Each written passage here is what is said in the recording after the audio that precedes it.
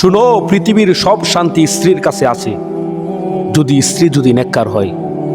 স্বর্ণ দিয়ে যদি ঘর বানান, হীরা মুক্তা মণিমুক্তা দিয়ে যদি ঘর সুসজ্জিত করেন, মখমল চাদর দিয়ে যদি বিছানা সাজান, এরপরেও সেই ঘরের মধ্যে শান্তি আসবে না যদি ঘরের মধ্যে একজন নেককার স্ত্রী না থাকে।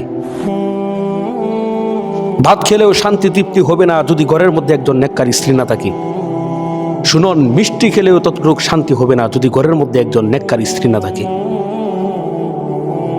আল্লাহ রাসূল সাল্লাল্লাহু আলাইহি ওয়াসাল্লাম বললেন, ইয়া মা'শারাশ শাবাব মান ইসতাতাআ মিনকুমুল বাআতা ফালইয়াতাযাওয়াজ ফাইন্নাহু আগাদ্দু লিল বাসরি ওয়া আহসানু লিল ফারজি। হে যুবক, তোমাদের মধ্যে যাদের সামর্থ্য আছে তোমরা বিবাহ করে ফেলো, কারণ এই বিয়ে তোমাদের চোখকে নিম্নগামী করে রাখবে, তোমাদের লজ্জাস্থানকে হেফাজত করবে। আল্লাহ নবী সাল্লাল্লাহু আলাইহি ওয়াসাল্লাম বলেন, কুল্লুকুম রাঈন ওয়া কুল্লুকুম মাসউলুন আন রাইয়াতিহি। তোমরা প্রত্যেকেই দায়িত্বশীল, আর তোমাদের প্রত্যেককে দায়িত্ব সম্পর্কে আল্লাহ তাআলা জিজ্ঞাসা করবেন যে কেন ছেলে উপযুক্ত হলো, এরপরেও কেন তাকে বিবাহ করালেন না, কেন মেয়ে উপযুক্ত হলো, মেয়েকে কেন বিয়ে দিলেন না। কাল কিয়ামতের দিন আল্লাহ তাআলা প্রত্যেককে জিজ্ঞাসা করবেন।